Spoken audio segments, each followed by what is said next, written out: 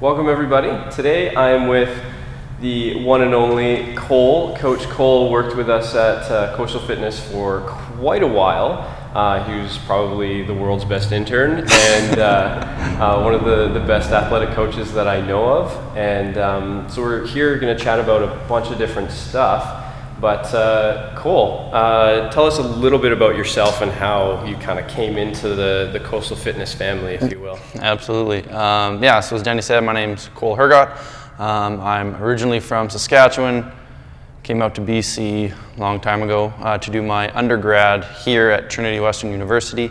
While I was here in the kinesiology program, I got hooked up in the personal training program that we have here. And with that, we were paired with a mentor, and my mentor was Ryan Jobs, who is the owner of Coastal. And so through that connection, he kind of let me hang around the gym a little bit, and then eventually let me coach a little bit, and then eventually let me hang around a little more. So that was kind of how I got involved there. And then while I was at Coastal, was kind of given the reins to the athletics program, I guess, so Coastal Athletics. So kind of tried to spearhead that a little bit more while I was there. I was there for, I think, just under 2 years, around 2 years, and loved every minute of it. It's a great experience. Yeah, it was a lot of fun, not only like going through a lot of the stuff that like you and I did FMS together, and we started to really sharpen our teeth on like programming and how things go together, and that was a lot of fun. But right out of the gate, let's chat a bit about. You've now seen quite a few different levels of athletes, through the high school to collegiate level to minor, major stuff. What are the differences that you're seeing as far as skill level, mindset, just anything?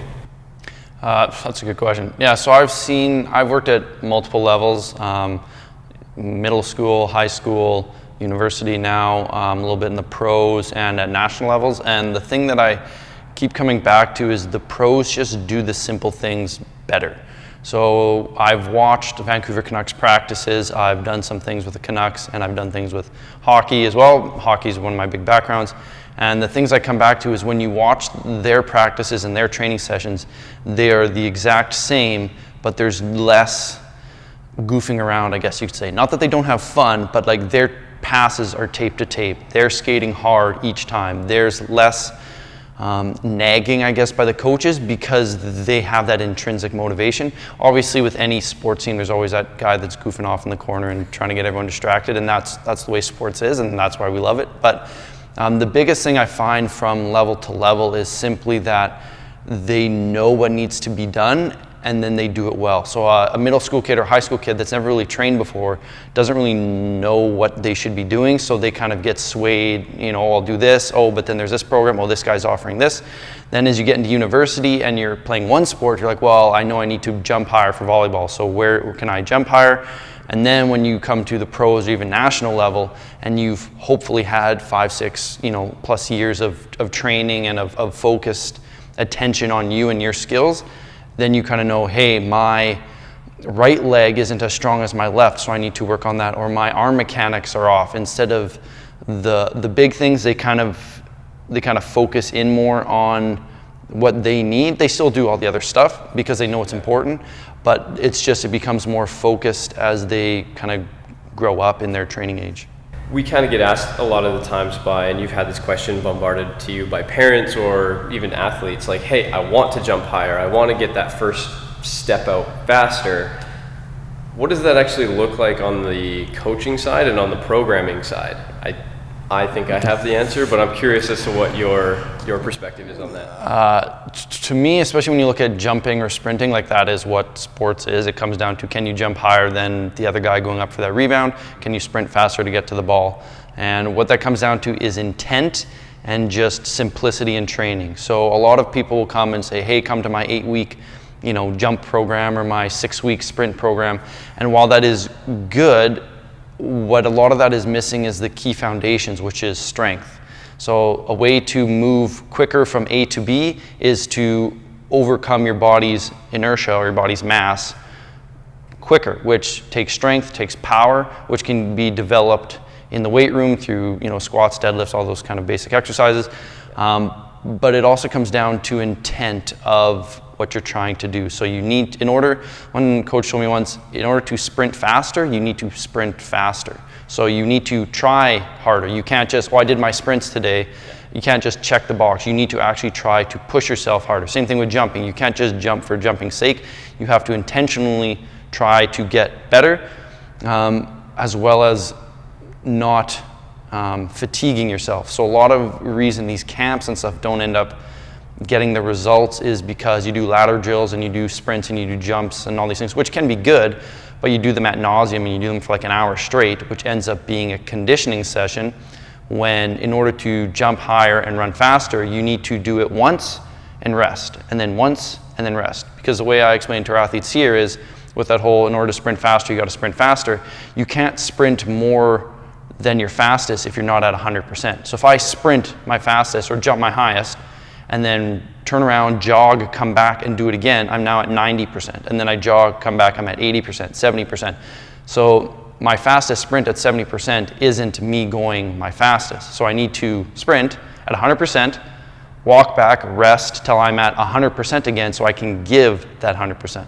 So that to me is, it's about the basics, it's about getting stronger, more powerful, but a lot of it is just about intent, and a lot of athletes miss that part and they simply just check the box of, hey, I did my jump training today. Yeah, absolutely. I was going to say, like, my answer is strength. It's always what we as, I guess, I'm not technically a strength coach, but like as a coach in general, like strength matters probably the most in my personal opinion, because that allows you, like you said, to overcome your body's inertia. The overall control of your body is of the utmost importance when you're trying to propel it through space, whether forward or up.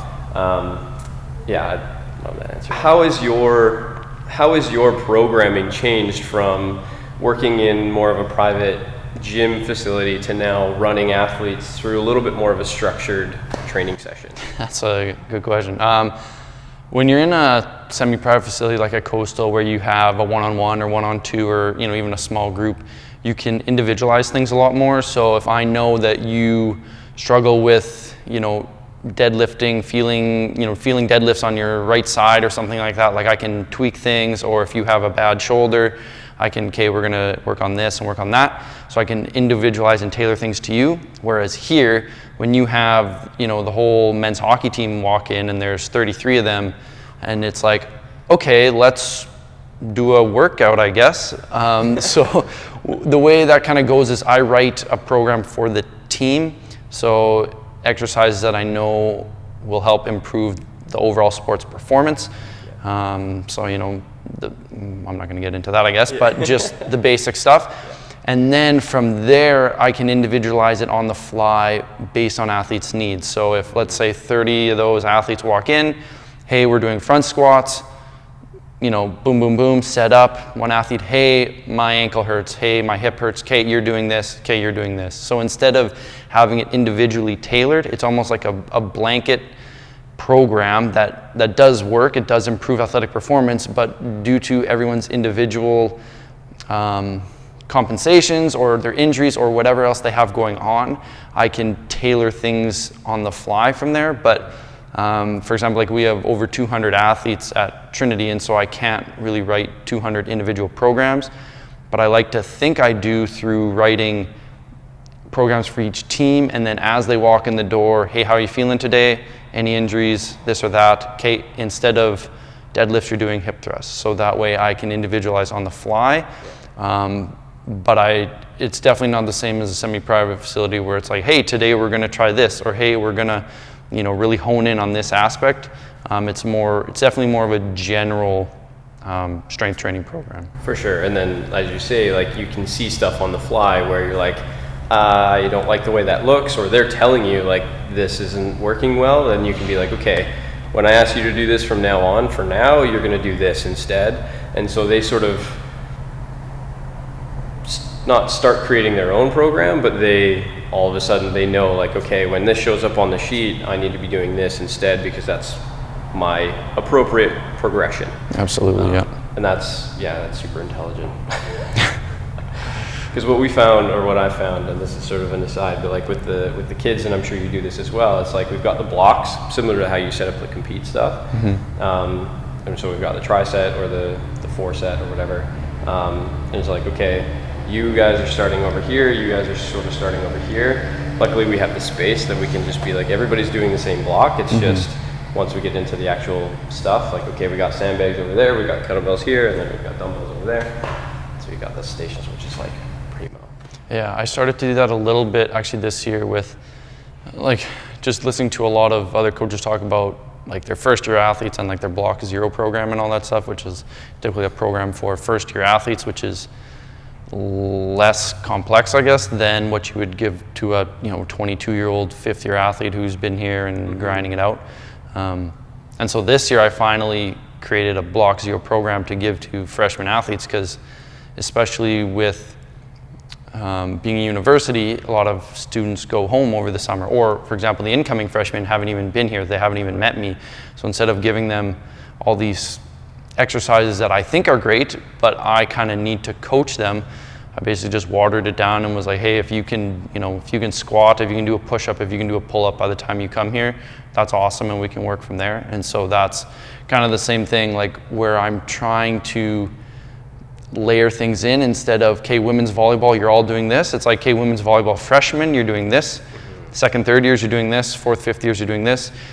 Given that their year here is also correlated to their training age, because depending on transfers and if athletes actually showed up to the gym throughout their 5 years. But it's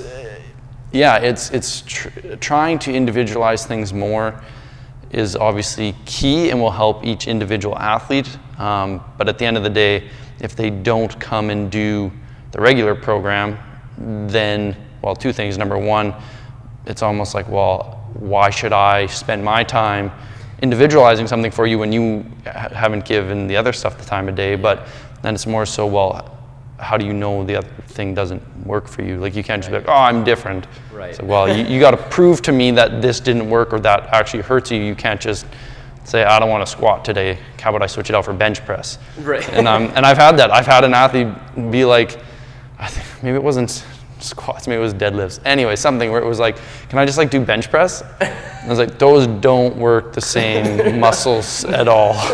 But good try. But yeah, so that's kind of the way that goes. Oh, that's amazing. Hey, coach, I'm not feeling it today. I'm just going to rep it out on the bench.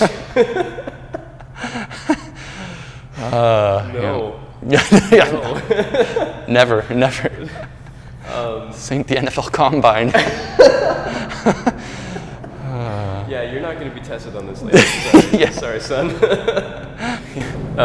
Something that I've been thinking about a little bit more lately is training age, because it came up a little bit in our summer programming, where we had or we wanted to teach our athletes how to single leg deadlift, and it came up in July when they had only been starting with us for like end of May, beginning of June, or I guess full of June. And we went from a group size of about 4 to 10, and all of a sudden trying to teach 10 kids how to single leg deadlift became like impossible. So we swapped that out, but like we've sort of rejigged the progression of the actual program. But talk to me a little bit more about training age and like how important that is to not only your programming, but also like finding what's appropriate for a given athlete. That's a very good question. That's something I struggled with a lot, even while I was at Coastal, especially with individual athletes. And it's like, oh, why don't we do this or do this? And it's like, well, we can just keep progressing them along and along. And I spoke to Coach Damian Fisher, who's the head strength coach at Western Washington, and he explained to me that you need to program appropriately for their training age, or you're actually skipping and missing out on important gains. So if you've never trained before, and I throw, I don't know, some complex like post-activation potentiation where you're deadlifting and then jumping and doing sprints and all that stuff right away, that will work because you've never trained before. But what happens then is I've jumped you to like level 3, and I missed out on level 2 and level 1. So I go to level 3, then okay, you've maxed out on that. Okay, let's go to level 4, max out level 5, and after level 5, there's pretty much nothing else. So after level 5, you're only maybe in your second or third year, but I have nowhere else to go. And instead of being like, oh, we've never tried just squatting, that actually doesn't work because you've actually jumped those levels. So what you actually need to do is spend time, actually the maximum amount of time you can with like body weight, and then the maximum amount of time you can with dumbbells, and then add barbells, because that way you, number one, build movement competency, and then you can build strength on top of that. But if you start to jump levels too quick, you basically cut off the gains, and then you can't go back to that level. For example, I've been training for quite a few years. I can't just body weight squat and make gains anymore. I wish I could, but I can't. Yeah, but I can't. So for me, I kind of have to try new things and try all these different advanced techniques. But because I've done those basic level things, whereas for an athlete, if you start them at those complex things, you can't go back and try to maximize those gains, and so they're almost lost in a sense. Right. And also, if you start them on more complex things, then obviously injury risk goes up, safety concerns, all those things. Yeah. So my recommendation with training age is like always think of like what their training age is and like take a step back. Because if I go to you and say, hey, how long have you been training? And you're like, oh, like 1 or 2 years, probably 6 months. If I, like athletes will always lie, oh yeah, no, I can squat. Oh yeah, I can do this. Yeah. And then the correct response we learned from precision nutrition is show me. Yeah. Show me your squat. Show me your this.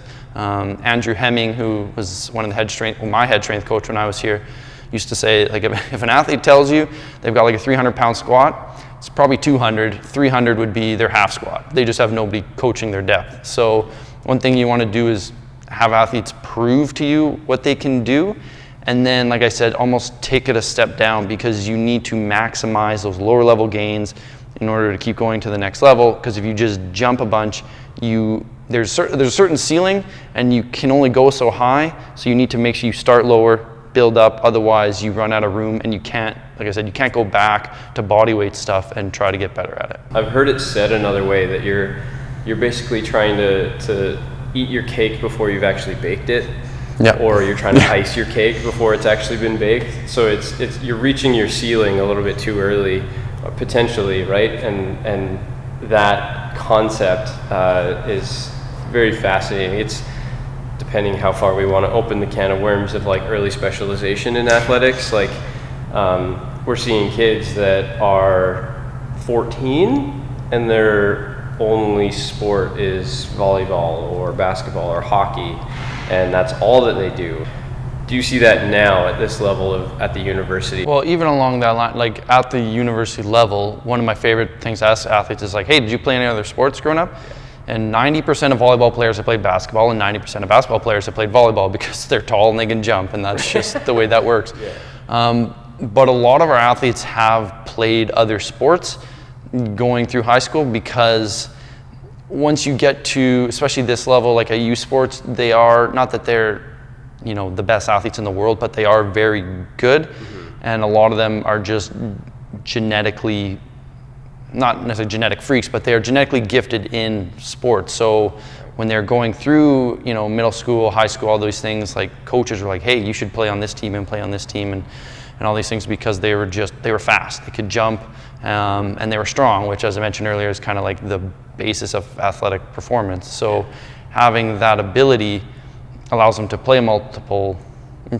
sports. Right. The thing that I do find is there are a few athletes who have only played one sport, and you can usually pick them out pretty quickly. Actually, for example, when I was at Coastal, I was training a group of hockey players, and a couple of them had played, we're playing football and lacrosse and I think basketball, like just pretty much everything. And then some of the other kids just played hockey, and they were, probably 14, 15 in that age. And once again, this is just a one case study kind of thing, so you can't really apply to everything, but you could tell who was the athlete and who was the hockey player. Like when we squatted, when we sprinted, when we did these things, it was like, okay, you are the one that has played all these things. And nothing to do with strength, nothing to do with like drive or intensity or motivation, but it was just purely like movement competency. It's like, oh, I can tell you've literally just like skated and haven't done anything, whereas this other guy has like sprinted and thrown baseballs and all those things. So to me, it's about an overall athletic profile you want to build for your athletes. And so that's actually something we're trying to do here with our warm-ups is like we get everybody to, like do simple athletic movements like jog, backpedal, karaoke, side shuffle, all those things. Yeah. And like even hockey players, like they don't run, but I can't obviously get them to skate for a warm-up. Yeah, for sure. But getting them outside of what they normally do is it's just good for the body. It's good for brain, motor control, all those things. So as far as early specialization, we definitely see that here, but I would say a large percentage of our athletes, especially the ones that are very high achieving, have played some other sport. Right.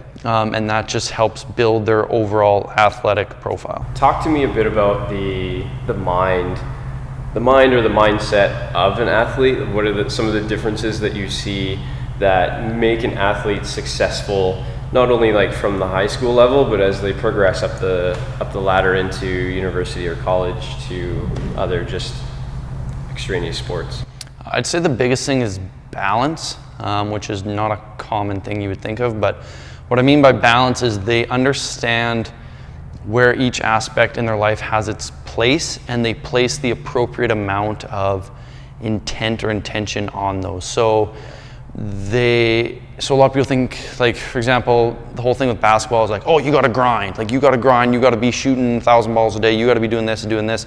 And while that's sweet, like, you need to be resting, you need to be, eating, you need to be, doing strength training. And as a student athlete, you need to be going to class. So I find that the most successful athletes are the best time managers. They know, okay, I'm going to be in the gym today for an hour, and I'm going to put my whole heart into that. I've got practice later, sweet. I'm going to make time for studying. I'm going to make time for friends. I'm going to make time to relax and recover so that next week I can do it all over again instead of digging my hole deeper and deeper until pretty much I'm injured or lose the motivation to play. So I find that the most successful athletes, while yes, they are genetic freaks and it's like they can, pretty much do whatever they want and they'll be good, they have a good sense of balance in knowing how much to train, how much to rest. They have a good sense of their body. Yeah. They listen, they're very coachable. So when I tell them to rest, they rest. When I tell them to push, they push, those kind of things. Right. And so they understand that life is not sport. Even if they want to play pro sports and that is their goal, they understand that there's this big pyramid of, sleep and nutrition and training and practice, and, then the specific stuff comes in order to get you to the peak, and they place the appropriate amount of emphasis on each. Nice. So good. Time management. I never would have put my finger on that one right away, but it's something you don't think of. Like, even me growing up, it was like, oh, I got to train harder. Like, if you're training 4 hours a week, I'm training 6. You're training 8, I'm training 10. Whereas what we're kind of realizing now with a lot of research on recovery and the importance of sleep and nutrition and all those things is, yes, training hard is good, but one thing that a lot of coaches have said is you need to outsleep your opponents. You need to out-eat your opponents. Not necessarily in quantity, but like in quality, unless you're playing football or rugby or something. But other than that, it's you need to do the little things better than your opponents because everybody's training hard. Like, show me a university soccer team that's not training hard. Like, if they aren't, then they're not going to be successful. But everybody's training hard. Everybody knows that part. Yeah. But the real successful teams and the real successful athletes are the ones that understand that it's a huge, wide range and that they place the appropriate amount of emphasis on it. From your transition from student athlete to now strength coach and running the athletics program where you did go to university, which is awesome. Basically boiling down the question, now that you're an adult, what has changed in your lifestyle from when you were a student athlete to now? Ooh, that's a good question. A lot and also nothing. Not that I was, this perfect student athlete, but for example, on May of 2015, my head strength coach, Andrew Hemming, sent me my first Spartan training program, and in it included foam rolling and doing lacrosse ball work and all that stuff, and you should do that before bed. And so I went out, found actually a because where I was, I didn't have a foam roller, so I actually used like on an old leg extension machine, like the padding thing. I took one of those padding things off and used that, and used a tennis ball for foam roller. Now I actually have proper stuff. But ever since that day, let's say May 1st of 2015, I've not missed a single day of rolling out before bed. Every single night for over 4 years now. So that's something that has not changed. Does it work? I don't know. I just do it. Like I think it works, and it more so not even from a muscular standpoint, but from a routine. I'm a very big routine guy, so for me, it's like, okay, it's bedtime. I'm rolling out. It's time to relax and all these things. So, for example, that has not changed since I was a student athlete. Some other things that have changed was, once again, realizing the importance of balance. So when I was going through university, the more is better was a big thing. So I need to train more, I need to train more, I need to train more. And then my head strength coach, Andrew Hemming, once looked me dead in the eye and he said, Cole, you need to decide whether you want to train more, whether you like training more or you like results more. And ever since then, I can still remember him saying that, and that really hit me. It was like, I love to train, but I wasn't getting results because I was training 6 times a week, a couple hours a day, and it was just digging myself that deeper hole. And so I've learned to, a little bit, I still love to train obviously, but I've learned to find that balance of just because you're training 8 hours a week doesn't mean that I need to do that. I need to find what works for my body as far as training. Same thing with nutrition. Like just because you're on keto or you're on paleo and you put on 20 pounds of muscle or lost 40 pounds of fat or all these things doesn't mean, I need to do that. Sure, I can try it, and I've tried a bunch of different diets, and I've learned horrible ways to put on muscle and painful ways to lose fat and all these kind of things. So I think the biggest thing I've learned and that I do now is I try to treat everything like an experiment. I like to try new things, but I want to find out what works for me. And I encourage that with all my athletes. Like they'll come and be like, hey, like, what about keto? What about, this workout program and stuff? And to me, instead of being like, no, don't do that. A lot of times I'll be like, try it. Let me know what you think. Because if it works for you, who am I to say, no, you're not allowed to eat like that. It makes you jump higher and sprint faster, but I don't like it. Well, if it gives you results that you want, which are typically health, so if your health is good, if your performance increases, and then if you aesthetically look better, well, then that works for you. So that's one thing that I think has changed a lot. Another big change was I got married since I was a student athlete, so that has obviously put a lot of shift. Instead of like, my free time, I can go do what I want.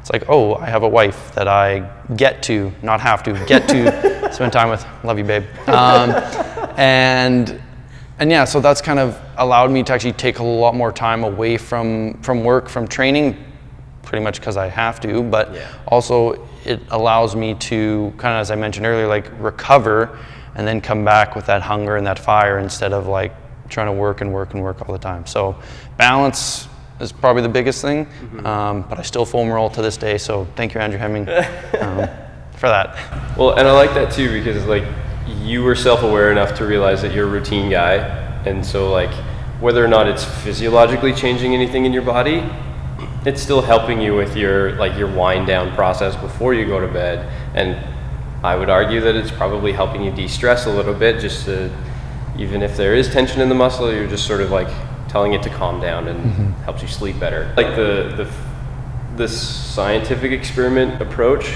and then you can sort of, from that you can glean feedback and basically then be like, okay, so this worked, this didn't work so well, this was fantastic, but it made me compromise on some of the other stuff.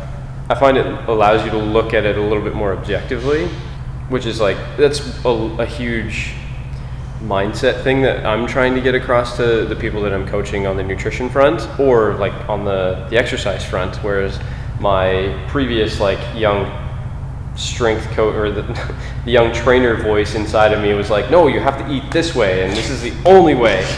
And since then, like, it's almost been like 8 years or something at this point now, it's like, no, there's 900 ways to skin a cat. You can still get results, but like, you have a long life to live, and you have plenty of this opportunity to try stuff and experiment and actually see what works better for you. Because like you said, what works for you isn't necessarily going to work well for me, or it will for a time, and then the results sort of fall off, and then what do you do from there? Yeah. I also think that that's, to me, a big way to relate things to, well, other people, athletes, clients, whoever it is, because the power of the testimonial is probably the biggest way. For example, when you're at Coastal and you're trying to get people into your gym, like, yes, you can market, yes, you can, you know, have this promotion, but the biggest thing is like, hey, Danny, Ryan's really good, you should go see him. Okay, I'll go see him. So if you ask anybody that's on like a diet, like whether it's keto, paleo, you ask them like, why are you doing that diet? Or why did you start that diet? Most often it's not because, oh, I saw an infomercial late at night. It was because my friend Sally was on it and she lost 20 pounds. My friend Billy was on it and he's shredded, and now I want to be like that. So for me, that helps me when athletes are like, hey, I want to go keto. Hey, I want to try intermittent fasting. Hey, I want to try, German volume training. And I can go to them and say, I've done that. This is what I found. So I'm not saying it's right, I'm not saying it's wrong, I'm saying these were my results. And once again, it can be completely different for the individual, but I find that sticks in athletes' minds a lot more than the research on this says that you should do this 6 times a week. They don't care about the research. A lot of athletes don't even know what research is. But if I can go to them and say, yeah, I did that and like I got shredded, or like I passed out because I wasn't getting enough food or whatever, that's gonna have a lot more validity than, group A performed 1.6 times better than group B, so you probably shouldn't do that. So I find that that's a big thing, is using yourself as an experiment. It can be fun if you like doing those kind of things, which I do, but it's just a better way to relate info to people. How do you work with your athletes when it comes to goal settings, or like they come in with a specific goal that they wanna attack? How does that play out in how you coach them, or not so much on the programming side? I'm curious as to like how deep you go on the lifestyle stuff to help them achieve that goal. That's something actually I've really tried to work on this summer, which is easier because it's not very busy. So athletes are coming in 2-3 at a time, so I can have that one-on-one conversation with them. A lot of athletes, especially university athletes, struggle with sleep. And so I've been working on like, hey, if you want to perform better, like you should sleep more, or you should, work on this aspect. And so then I'll work on them with that. And I always do try to relate it back to their goal, because a lot of athletes, especially university athletes, are at that age where they're invincible and they're at the top of their sport and nothing can go wrong. So instead of being like, hey, if you don't sleep, like you're gonna have a heart attack when you're 55, they're like, no, I won't. So, and then they won't do it. So what you need to do is kind of relate it back to, hey, like if sleep decreases your jump performance or it decreases your sprint performance, which means that you won't get to that ball quicker than that other athlete, and then they're going to take it from you and score. And so in their mind, playing out almost that fear scenario is like, oh, wow, I need to sleep better, I need to do this or that. One thing I actually started doing this year, or started and will continue to do, is with each of the training camps with each team, I'm having each athlete write down what their goal is in the weight room, in their physical training for the year. Don't write their name on it, just give me that piece of paper, and then overall get a sense for what everybody kind of wants. And what I'm seeing is females want to run faster, jump higher, be stronger and look better, and shocks with shocks, men want to be faster, jump higher, be stronger and look better. So it's kind of my way of cheekily being like, hey, like you all want the same thing, like these programs are meant to help with that. But it also just allows me to hold them accountable in the training of like, hey, the reason we are doing front squats is to run faster, which allows you to do this and this and this, and that is what you guys said.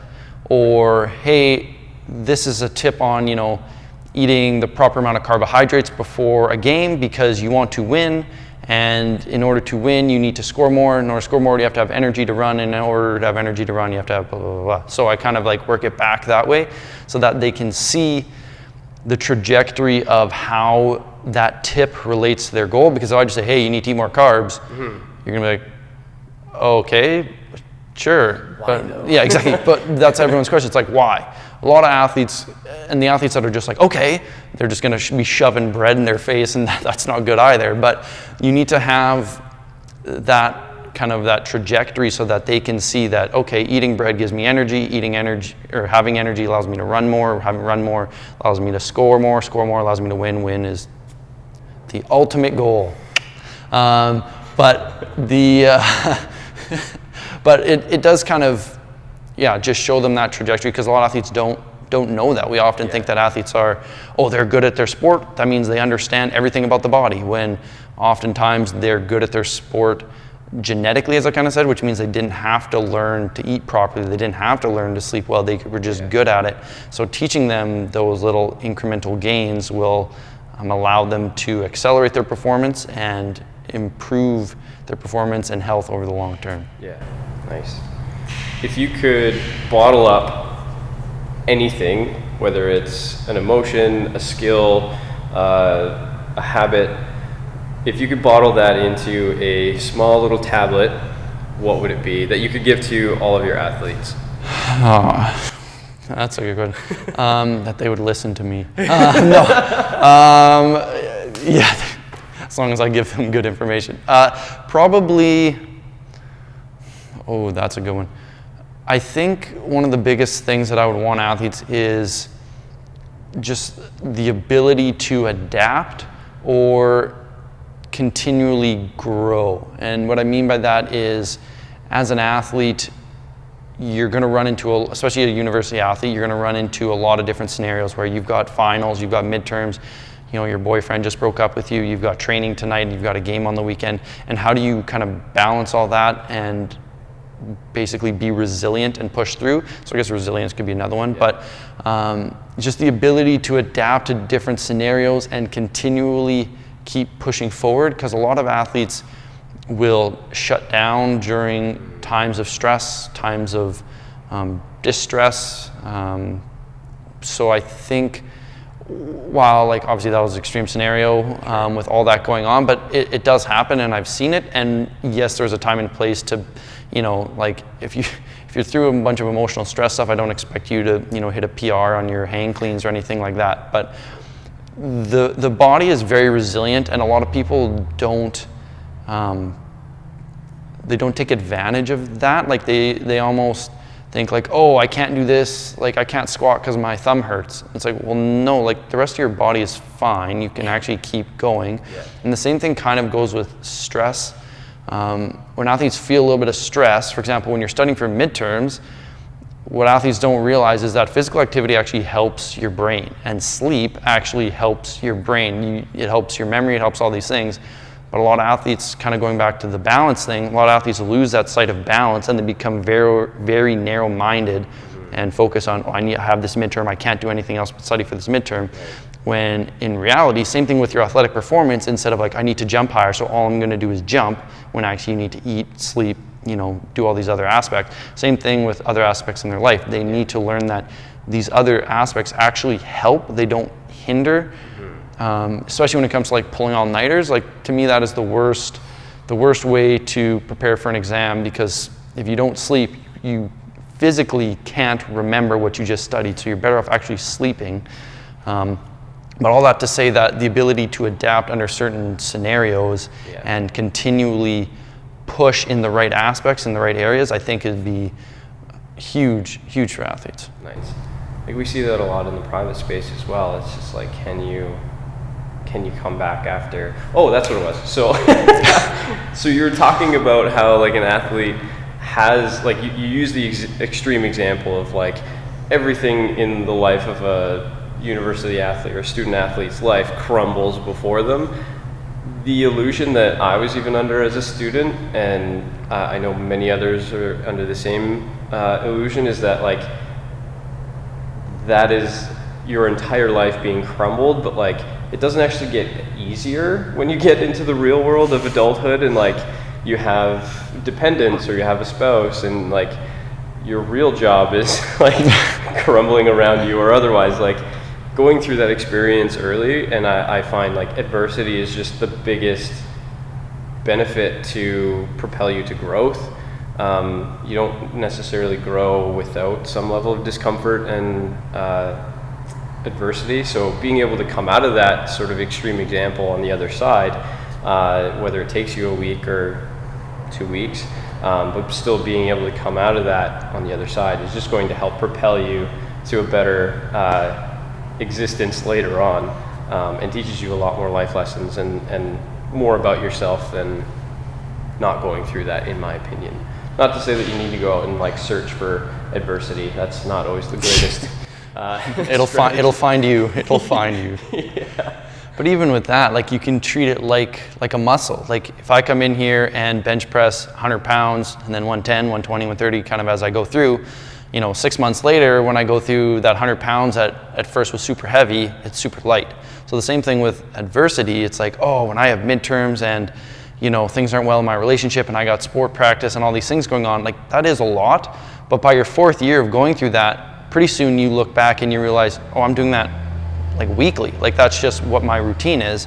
Hopefully not, that's pretty extreme, but just to say that just like your other muscles, you can build up your ability to adapt through adversity so that as life gets more challenging, there is more adversity and it does seem scary, but if you continually conquer the obstacles that are in your way, you will build up the strength to overcome those future adversities that you are freaking out about now. So that's, kind of the way that works too. Yeah, I find I just get into, I like talking about like the very heady like lifestyle, like the bigger concepts, like I love talking about that stuff. Yeah. That's partially why I bring it up, but like the ability to go through that and like start to think about it now, because like 28, almost 29 now, but like I started thinking about this stuff when I was like in my early 20s, and like it's put me in a much better position now as an adult and with real life stuff going on. But that stuff is very interesting. I don't know why I just said that, but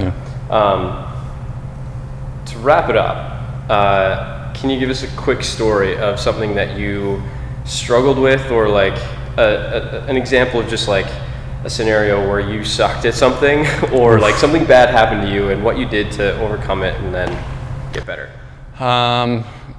Coaching or just life stuff in general? Take it to where you want to. Okay, what did I suck at? Nothing. Or like something something that happened that you had to like struggle through. One thing that I really struggled with this past year, so I went to UBC to do my master's, and I interned there under Joe McCullum, Tavis Bruce, and Amanda Jones, who are 3 excellent coaches.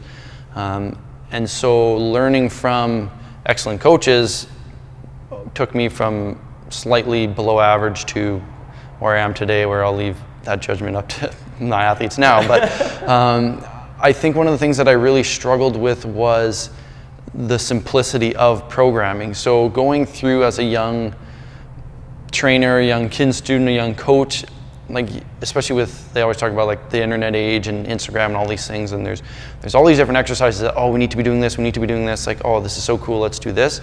And so I really struggled with programming and just like, well, how do I fit like these 600 exercises into this 3-day program? Like I just don't understand how we do this. And I had a really good conversation with Tavis the one day, and we kind of basically boiled it down to the fact that if you do the basics right, everything else kind of falls into place. So kind of going back to like the professionals do things professionally, they do the basics right. That's why like they don't spend a ton of time in the gym. They do the basics right and then they get out. So for example, if you front squat properly, perfectly, hopefully, that works on your ankle mobility, your hip mobility, your thoracic mobility to keep your arms up. It works on your leg strength. It also works on your anti-flexion by having to keep the bar up. And it works on your breathing by having to compress your diaphragm and keep all that tension in there. So with all that aspects, it's like, well, then do we really need to do this hip mobility drill or this ankle mobility drill or these other things? And so that was what I found with my programming over even the last like 6 months, was instead of like, we're doing all these extra correctives and we're doing all these extra things, which yes, are beneficial, but especially in the university setting when you've got 1 hour with the athletes because they've got to run off to class or practice or sleep or study or all these other things that they need to be doing, that stripping everything down into the basics is actually the best way to go. And so even coming here to Trinity, I've had a lot of athletes with my program be like, that's it? Like, what about this and that? And it's like, well, did you do that perfectly? Yeah. Then you're good. Like, you don't necessarily, unless you come and you actually have a specific need of like, hey, my shoulder is bugging me or my hips are bugging me. But that was one thing I really struggled with, was trying to decide like how to program and how to fit everything in, when through a lot of good conversations, a lot of good mentoring, and just a lot of looking at good strength training programs, because there are actually good ones out there, believe it or not, it's the simple things done savagely well. I can't remember who I'm stealing that off of, but anyway, simple things done savagely well is what gets you results. It's efficient because you're in and out quicker, it's effective, and it allows the athletes to have time to do the other things in their life, instead of spending more time with me, which is, yes, what I want, but also having to realize that as cool of a guy as I might be, like, athletes don't want to spend 6 hours a day with me. They have other things to do. And so that was a big struggle. I'm still struggling through it because we're still in the internet age. I still see things on, social media, and it's like, oh wow, if that worked for them, we should try that, or we should try this. But just realizing that, hey, like, relax and do the basics. We can build up from there, and it'll be okay. Yeah, I find along the spectrum of like high performance athlete to like somebody who has a lot of like movement considerations, meaning like they do have a buggered up ankle, their hips don't move super well, and their shoulders kind of not awesome. On that spectrum, we have the fat middle, which is typically where the people on the social media, or like the Instagram fit people, are doing these cool things because they don't have like the super high echelon goal of like, I'm a professional athlete, and they don't have any movement considerations, so they can. And when you as an individual are like living in the fat middle, how do you decipher whether that's appropriate or not? And then I think that goes back into our conversation about training age.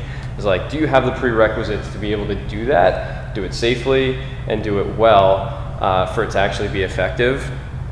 That's like so important now, because we are in that internet age where it's just like the wild, wild west. Like, hey, I thought about this weird janky looking exercise, you should do it too because it's awesome, when in reality it's like, no, you probably just need to squat and push up a little bit more and learn how to deadlift properly. And that's probably going to do you better than trying to do this weird, crazy thing. And yeah, I find that's hard to...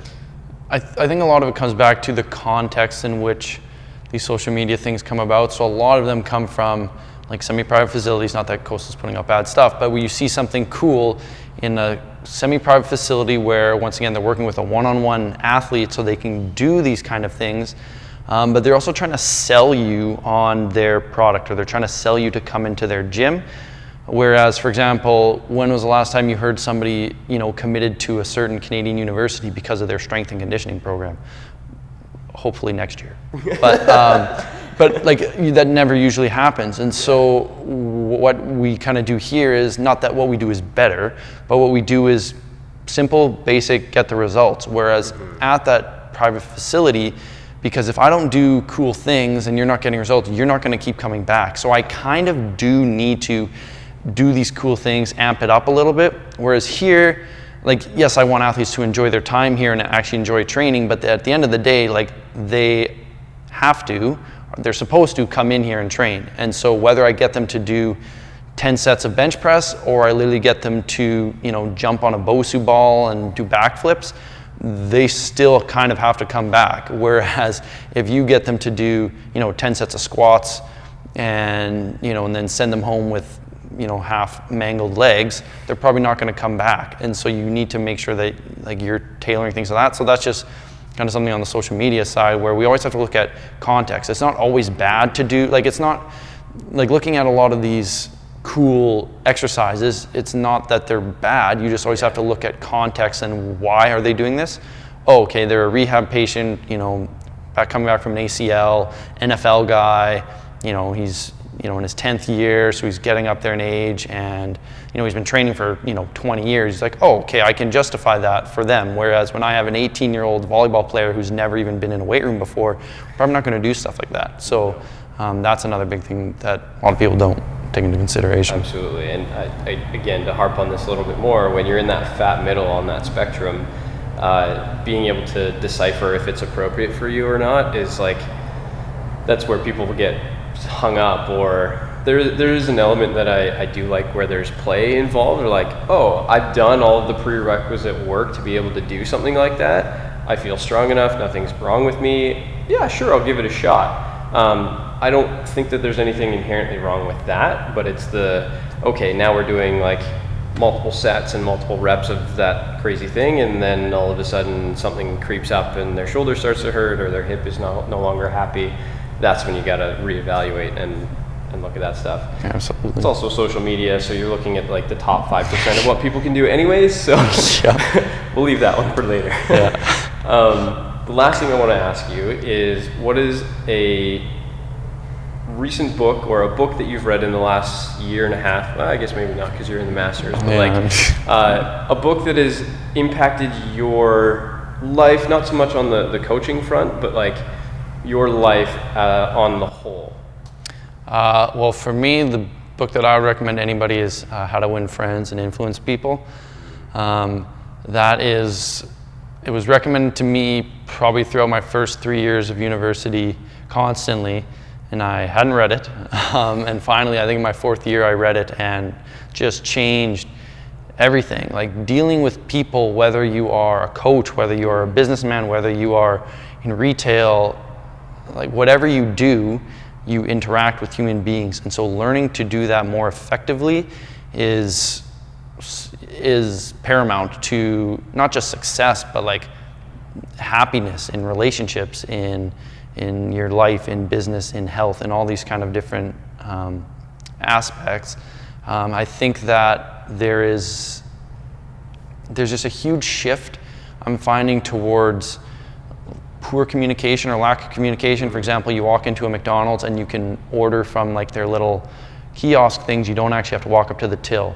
You can, go to ATMs instead of actually going to your bank teller. Like there's all these little things that keep us away from humans, and like, we can do things online. I can, comment at you and tell you suck and all these things, but we're losing the ability to have like this conversation, to interact with people, and people aren't going away. Well, we are kind of, but like interacting with people is not going away. You still need people, and the ability to learn how to make friends, but as even the book says, like influence people. So when you're in business, like how do you close that deal? When I'm a coach in here, how do I get that athlete to do what I need them to do, but they don't think they need to do it? Mm-hmm. So some of the concepts in that book have stuck with me to this day, and I still remember them, and I still try to apply them every single day, because that is the key to success, I think, in life, not just in your work or career, but just, you want to get married, you got to learn how to deal with people.